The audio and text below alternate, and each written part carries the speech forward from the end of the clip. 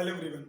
Probability के next आज के लेक्चर में हम लोग देखने वाले हैं कि बोर्ड एग्जाम में जो बहुत ही इंपॉर्टेंट एमसीक्यू पूछे जाते हैं उसे कैसे सॉल्व करना है। तो ये वीडियो आपके लिए बहुत ही इंपॉर्टेंट है क्योंकि प्रोबेबिलिटी का इसमें मैं एमसीक्यू जो कि बहुत ही अच्छे तरीके से एक्सप्लेन करूंगा उसे आप मिस नहीं करना। क्वेश्चन नंबर 1 स्टार्ट करते हैं।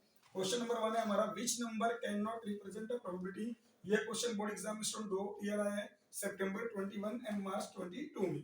तो क्वेश्चन है हमारा कि which number can not represent a probability, मतलब कौन सा नंबर है, ये चार ऑप्शन में से वो कौन सा नंबर है जो प्रोबेबिलिटी रिप्रेजेंट नहीं करता है। तो ये हमें समझने के लिए हमें एक जो बेसिक कंसेप्ट है वो ध्यान रखना पड़ेगा। The probability can not be more than one, मतलब जो प्रोबेबिलिटी है वो कभी भी एक से ज्यादा नहीं होगा। फिर से रिपीट कर रहा हूं स्टूडेंट की प्रोबेबिलिटी जो है वो कभी भी वन से ज्यादा नहीं होगा। तो दैट मीन्स जो चार ऑप्शन है, यहाँ पे 4 ऑप्शन गिवन है, हमें ये देखना है कि कौन सा जो ऑप्शन है वो वन से ज्यादा है और कौन सा ऑप्शन वन से कम है। तो यहाँ पे वो आंसर हमारा होगा जो वन से कम होगा। तो अगर हम ऑप्शन देखें, जैसे यहाँ पे 2/3 है, तो 2/3 का यहाँ पे देखो मैंने सॉल्व किया है डिवाइड करके कि 2/3 का आंसर क्या होता है 0.66 स्टूडेंट, ये वन से कम होता है, मतलब ये 2/3 प्रोबेबिलिटी है। बट हमारा क्वेश्चन क्या पूछा है, can not represent the probability, मतलब जो प्रोबेबिलिटी नहीं है। तो 2/3 स्टूडेंट प्रोबेबिलिटी है। और नेक्स्ट क्वेश्चन हम देखते हैं 15%। 15% का मीनिंग क्या होता है 15/100, इसका आंसर होता है 0.15। तो 15% का आंसर क्या है स्टूडेंट 0.15। ये भी क्या है वन से कम है। तो ये भी प्रोबेबिलिटी है, सी भी प्रोबेबिलिटी है और 0.7 ऑलरेडी आपको पता है वन से कम है। तो डी भी प्रोबेबिलिटी है। तो बचा क्या ऑप्शन बी। तो ऑप्शन बी में आप देख रहे हो 1.5, तो 1.5 क्या वन से ज्यादा है। तो यहाँ पे मतलब जो ऑप्शन बी है ये वो रिप्रेजेंट कर रहा है कि प्रोबेबिलिटी नहीं है। तो यहाँ का आंसर हुआ option number B. Option number B आपका प्रोबेबिलिटी रिप्रेजेंट नहीं कर रहा है। इसी में क्वेश्चन नंबर 2 है, जो मैंने इसी को थोड़ा चेंज किया है। क्वेश्चन नंबर 2 क्या है, which number can represent probability, मतलब कौन सा नंबर है जो प्रोबेबिलिटी को रिप्रेजेंट करता है। तो प्रोबेबिलिटी रिप्रेजेंट कौन करेगा, जो वन से कम होगा।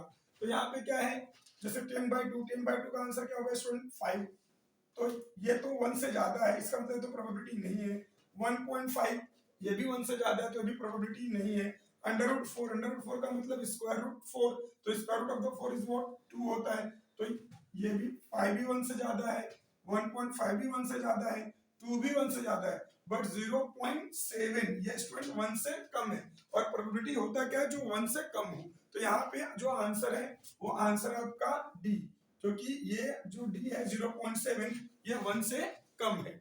नेक्स्ट क्वेश्चन हमारा इसमें है, a die is rolled, what is the probability that a number appearing on upper face is less than 3। मतलब एक डाई रोल्ड होता है तो हमें प्रोबेबिलिटी फाइंड आउट करना है किस चीज का, on upper face is less than 3, मतलब जो लेस देन 3 मिले। तो अगर एक डाई रोल्ड होगा तो हमारा सैंपल स्पेस क्या मिलेगा स्टूडेंट 1 2 3 4 5 6। तो नंबर ऑफ सैंपल स्पेस क्या हो जाएगा, काउंट करेंगे तो 1 2 3 4 5 6 नंबर ऑफ सैंपल स्पेस हो जाएगा। हम इवेंट कंसीडर कर लेते हैं। इवेंट हमें क्या कंसीडर करना पड़ेगा कि जो लेस देन 3 हो, मतलब 3 से कम हो। तो अगर हम सैंपल स्पेस में जाके देखें 3 से कम क्या है 1 और 2, 3 से कम है, तो हमारा इवेंट ए में 1 और 2 एलिमेंट आ जाएंगे। अब इसका नंबर ऑफ इवेंट है 1 2, तो नंबर ऑफ इवेंट ए भी हमारा कितना मिलेगा 2 मिलेगा। प्रोबेबिलिटी का फॉर्मूला यूज कर लेंगे, probability of A is equal to number of event A upon number of sample space. Number of event A की वैल्यू स्टूडेंट यहाँ 2 है, इसलिए इसकी जगह 2 पुट हुआ है। नंबर ऑफ सैंपल स्पेस की वैल्यू यहाँ पे 6 है, तो 6 पुट हो गया, 2 1 जा 2 2 3 जा 6, तो हमारा फाइनल आंसर क्या होगा 1/3। अब हमें देखना है कि 1/3 कहाँ पर ऑप्शन है। तो यहाँ पे देख रहे हैं 1/3 ऑप्शन नंबर बी। तो इस क्वेश्चन का आंसर होगा option number B. Next question number 4, what is the probability of the event that number chosen from 1 to 100 is a prime number. मतलब हमें बताना है कि 1 to 100 के बीच में जितने भी प्राइम नंबर है उनका प्रोबेबिलिटी फाइंड आउट करना है। तो पहले हमें क्या करना पड़ेगा, सैंपल स्पेस लिखना पड़ेगा। तो जो नंबर है स्टूडेंट वो 1 to 100 है, तो 1 to 100 में हमारा सैंपल स्पेस 1 से स्टार्ट होगा 100 तक लग जाएगा। तो इसका जो नंबर ऑफ सैंपल स्पेस होगा स्टूडेंट 100 होगा।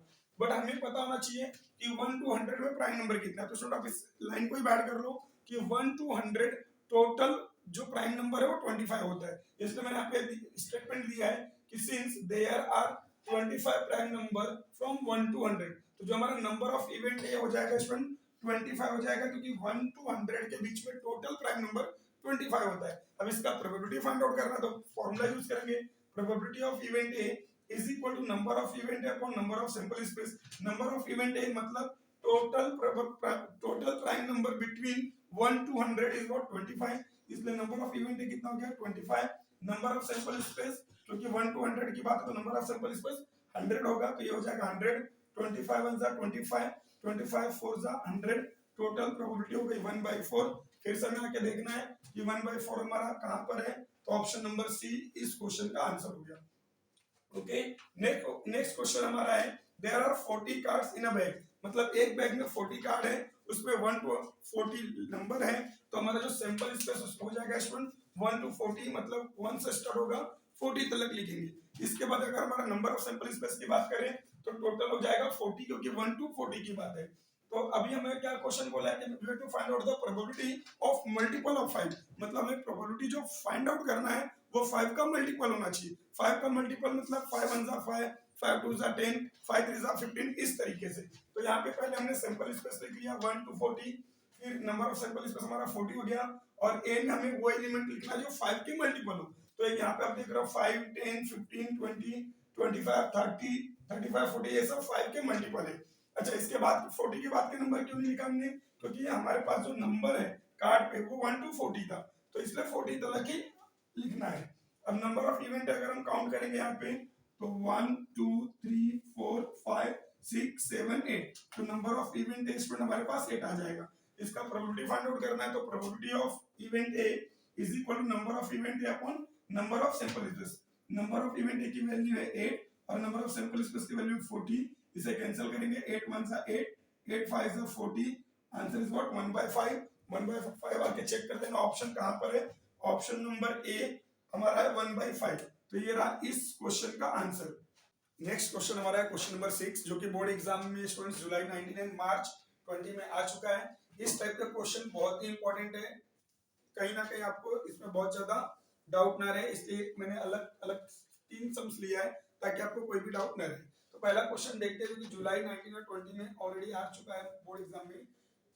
नंबर ऑफ इवेंट ए की वैल्यू है 2, प्रोबेबिलिटी ऑफ ए की वैल्यू है 1/5, आपको number of sample space student find out करना है। तो number of sample space find out करने के लिए we know that the formula of probability here, probability of event A is equal to number of event A upon number of sample space. Number of event A की value student कितनी है 2, तो then हमारा number of event ए के जगह पे value put हो जाएगा 2 upon number of sample space. Number of sample space हमें स्टूडेंट फाइंड आउट ही करना है, नंबर ऑफ सैंपल स्पेस हमें फाइंड आउट करना है, तो वो एज इट इज लिखेंगे।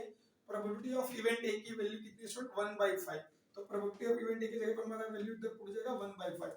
अब हमें मालूम है कि यहाँ पे क्रॉस मल्टीप्लाई करना पड़ेगा, तो 1 का मल्टीप्लाई होगा नंबर ऑफ सैंपल स्पेस में, तो 1 into number of sample space, तो नंबर ऑफ सैंपल स्पेस से मिलेगा स्टूडेंट 5 का मल्टीप्लाई 2 में करेंगे, दैट इज 5 मल्टीप्लाई बाय 2, तो therefore number of sample space is equal to 5 2 10, तो नंबर ऑफ सैंपल स्पेस की वैल्यू हो गई 10। अगर ये हमारा क्वेश्चन एमसीक्यू में पूछता है तो इस तरीके से सॉल्व करेंगे, और जो ऑप्शन है जो कि नंबर ऑफ सैंपल स्पेस 10, तो option A B C D में जहां पे 10 होगा वो आंसर हम सेलेक्ट कर लेंगे, तो ये रहा हमारा आंसर। तो ये क्वेश्चन स्टूडेंट दोनों फॉर्म में पूछे जाते हैं, एमसीक्यू फॉर्म में भी 1 मार्क के लिए पूछे जाते हैं, अदरवाइज 1 मार्क के सॉल्व द फॉलोइंग क्वेश्चन में भी पूछे जाते हैं। तो अगर सॉल्व द फॉलोइंग क्वेश्चन में पूछा तो आपको इस तरीके से पूरा प्रेजेंट करना है, और सिर्फ एमसीक्यू में पूछा तो शॉर्ट तरीके से सॉल्व करना है और आंसर को टिक करना है। अब इसी क्वेश्चन को मैंने दूसरे फॉर्म में लिया है, यहाँ पे आपको वैल्यू गिवन था नंबर ऑफ इवेंट ए की, प्रोबेबिलिटी ऑफ इवेंट ए की, और आपको फाइंड आउट करना था नंबर ऑफ सैंपल स्पेस। अब मैंने यहाँ पे क्या कर दिया है, जो प्रोबेबिलिटी ऑफ इवेंट ए की वैल्यू गिवन थी वो क्वेश्चन मार्क कर दिया है कि आपको probability of event A find out करना है, नंबर ऑफ इवेंट है और नंबर ऑफ सैंपल स्पेस की वैल्यू गिवन है। तो अगेन कोई टेंशन नहीं है, सेम ही फॉर्मूला आपको यूज करना है और सिर्फ कैलकुलेशन पे फोकस करना है। तो आपका फॉर्मूला क्या है, सिर्फ probability of event A is equal to number of event A upon number of sample space, formula यही रहने वाला है। अब यहाँ पे हम देखते हैं हमारे पास क्या प्रोबेबिलिटी ऑफ इवेंट ए की वैल्यू है, नहीं वही हमें फाइंड आउट करना है। तो ये एज इट इज लिख दो, probability of event A is equal to number of event A की वैल्यू स्टूडेंट 2 और नंबर ऑफ सैंपल स्पेस की वैल्यू है 10। तो अगर हम इसे कैंसिल करते तो 2 1 जा 2, 2 5 जा 10, दैट इज 1/5, मतलब प्रोबेबिलिटी ऑफ इवेंट ए की वैल्यू क्या हो गई स्टूडेंट 1/5 हो गई। तो यहाँ पे 1/5 कहां पे ऑप्शन नंबर बी में आंसर है। तो हमारा इस क्वेश्चन का आंसर हो जाएगा ऑप्शन नंबर बी। सेम इसी फॉर्मेट में मैंने एक और क्वेश्चन जनरेट किया है। आप देखोगे कि फर्स्ट यहाँ पे number of sample space find out करना था, यहाँ पे probability of event A find out करना था, और यहाँ पे number of event A find out करना है। दैट मीन्स तीनों क्वेश्चन सेम है, बट तीनों क्वेश्चन में डेटा मैंने अलग लेके अलग वैल्यू फाइंड आउट की है। तो यहाँ ये तीनों एक्चुअली एक ही फॉर्मूले पे बेस्ड है, बट आपको कंफ्यूजन ना हो इसलिए मैं इसी तरह का 3 सम लेके आपको एक्सप्लेन कर रहा हूँ। तो यहाँ पर अगर इस क्वेश्चन हम लोग देखते हैं तो सेम एज इट इज यहाँ भी वही फॉर्मूला यूज होने वाला है। Probability of event A is equal to number of event A upon number of sample space. हमें वैल्यू क्या गिवन है स्टूडेंट, यहाँ पे चेक कर लेते हैं।